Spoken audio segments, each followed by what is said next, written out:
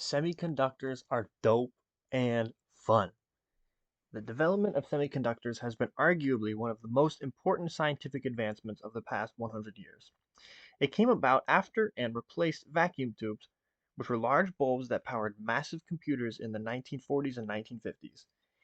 They power the digital world around us, being used in all kinds of circuitry in the hands and homes of people all over. Semiconductors are materials that act as conductors or insulators under different conditions. They are used to manipulate the flow of electricity in many ways. The three most common semiconductor materials are silicon, germanium, and gallium arsenide. These are widely used in electronics for a variety of purposes. Two of their most common applications are in transistors and diodes, which power every piece of modern technology from phones and computers to cars and power grids. In order to make semiconductors into these different components, they have to first go through a process called doping before being arranged in different orders. To be useful for electronics, semiconductors must be doped in different ways. Doping involves adding impurities, like other materials, to a semiconductor to change its conductive properties. Silicon has a balanced number of electrons, so it does not attract nor repel other electrons on its own. In other words, it is neutral. Other materials are necessary to cause attractive forces. Doping is the process of adding these materials and produces N-type or P-type semiconductors. If a material with extra electrons, like phosphorus, is added, it is called N-type because it now has a negative charge. It will try to lose its extra electrons because they repel each other. A P-type semiconductor has been doped with a material that has too few electrons and therefore wants to attract more. This is called having holes. It has holes, quote unquote, that want to be filled with spare electrons. Doping or creating holes or adding extra electrons in semiconductor materials allows for the control of electricity in semiconductor components. These doped materials can be arranged in different ways to control the flow of electricity. Combining a P and an N-type semiconductor creates a PN junction. This creates a component called a diode, something that only allows current to flow one way. When a P and an N-type semiconductor connect, some electrons from the N-type move to fill holes in the P-type. This creates an area between the two called the depletion region, where the charge is neutral. The depletion region creates a wall between the N and P-type materials. It is large enough to negate the attractive forces of the holes trying to pull in the rest of the electrons. As a result, the N-type side of the junction will remain more negative and the P-type side will remain more positive until something changes. In its current state, the electrons will remain in place, despite the charge difference on each side. In order for the electrons to flow between the P and N-type sides of the PN junction, power must be applied. Connecting the positive side of a battery to the P-type material and the negative side to the N-type material will break down the depletion region and allow current to flow through. This is because a stronger negative charge has been applied to the N-type side and a stronger positive one to the P-type side.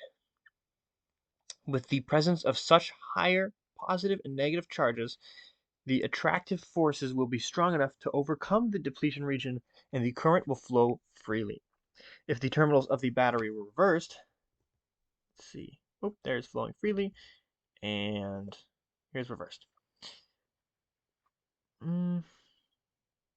If the terminals of the battery were reversed, no current could possibly flow through. With the negative terminal of the battery connected to the P-type material and vice versa, the depletion region will widen. Yes, there it is, widening. Okay, sorry. The electrons inside the N-type are attracted to the holes in the battery, and the holes in the P-type will shift quote unquote, towards electrons in the battery. In short, the PN junction functions like a one-way street for electricity, only allowing current to flow in one direction. Now, one thing to consider before continuing into transistors is the discrepancy between electron current and conventional current. Electrons in a battery flow from the negative terminal to the positive terminal, but we say that the electricity flows from the positive terminal to the negative one. This is because electricity was discovered before electrons, and scientists thought that electricity flowed the other direction. So today, conventional current, or electricity traveling from positive to negative, is the standard, despite the fact that it actually flows in the other direction. Another doped semiconductor, or adding another doped semiconductor to the PN junction will create a transistor, which is a computer-controlled switch. It has three connections: a collector, a base, and an emitter. Current flows into the collector and out the emitter, with the base acting as a switch. If the right electrical current is applied to the base, the electricity will flow freely between the collector and the emitter. The main type of transistor is known as the NPN transistor, or the NPN junction. It is created by adding an N-type semiconductor to a PN junction. There also exists a PNP transistor, but it is more confusing to understand and does basically the same thing. So, to create an NPN transistor, an N-type component must be added to a PN junction. This will create two depletion regions, one in the NP junction and one in the PN junction. The transistor will have one region of electrons, followed by a depletion region of holes, another depletion region, and another region of electrons.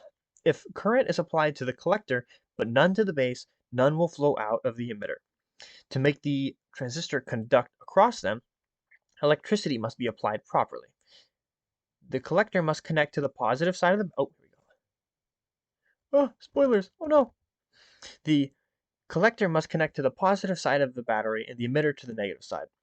We will say that the current is flowing from positive to negative from collector to emitter, even though the electrons are actually flowing from negative to positive from emitter to collector.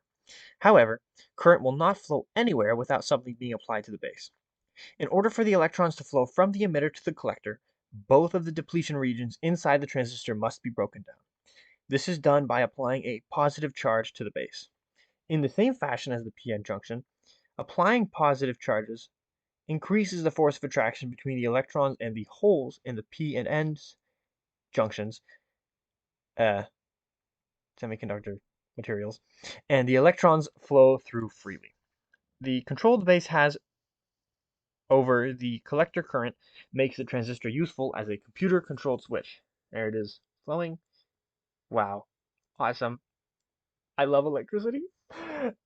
Now, next up, let's talk about application. So, diodes have many practical applications. One important application of them is in something called the bridge rectifier. These are circuits that convert alternating currents into direct currents. In a circuit diagram, a diode is denoted by an arrow pointing in the direction that current can flow with a line across the tip. The AC power source puts out current that alternates between clockwise and counterclockwise at a given frequency, 60 times a second on a standard wall outlet. Electronics that use DC require a constant flow of electricity in a single direction. So converting from AC to DC can be done just using 4 diodes. So the AC source will first send current, in this example, clockwise. So we'll say it follows here, goes around here, and comes to this little junction right here. And it could go two ways. It could go down D4 or D1. But if you look at D4, the diode is facing the other direction. So electricity can't go through that way. So it goes down to D1, follows around, goes through the load, goes back around, back to this junction here. And now it could go through D4 or D2. Well, if you look at D4, it goes right back to where it started, which you can't do because then you get, a bunch of electrons running into each other or whatever. So that's not going to happen. So it goes down to D2, right back to the source. And since it's alternating current, now it's going to go the other way. Goes this way, hits this junction. What's it going to do? It's going to go up D3, around, and it can't go down D2 because that's where it came from. So it goes back up D4. There we go. Awesome. Okay. So this simple converter is possible because the diodes only allow the current to go in one direction.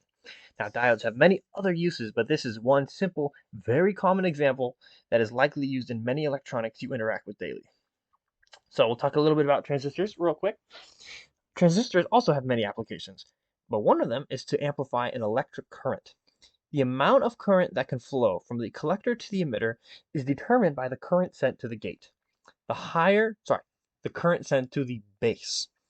The higher the base current, the higher the amount of current allowed to flow from the collector to the emitter. The ratio of base current, IB, to collector current, IC, is given by the current gain, beta. This is you guessed it, current gain equation. Write this down in your notes. I'm testing you on it. Just kidding. Current gain values are distinct to each transistor and are typically given in their data sheets. Some will have higher current gain ratios than others. The higher the beta value, the more the current will be amplified. If you were to design a circuit but realize that the current you had was too low for it,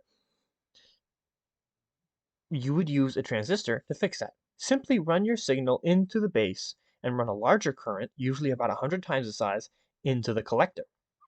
The amount of current allowed to flow from the collector to the emitter will be proportional to the amount of current going into the base. This principle is used to amplify all kinds of signals, including audio signals, to play your music way too loud, my music way too loud, sorry dad, radio frequency amplification to allow for phone calls and other types of wireless transmissions, and others. They're incredibly versatile tools. So, semiconductors have all kinds of uses in modern technology. After going through a process called doping, they are turned into p and n-type materials containing electrons or holes to be filled by electrons. These materials can be arranged into p-n junctions to create diodes, which only allow current to flow in one direction. Adding another doped semiconductor makes NPN or PNP junctions, which are also known as transistors. These are computer-controlled switches that can also be used for signal amplification. Diodes can be used to convert AC into DC in a circuit called a bridge rectifier, and transistors amplify signals according to the current gain formula given by the variable beta. Semiconductors have many uses and are present all over. They practically power the modern world, but most importantly, they are dope. Thank you. Thank you. I am bowing now, but you can't see me. Please applaud. Good night.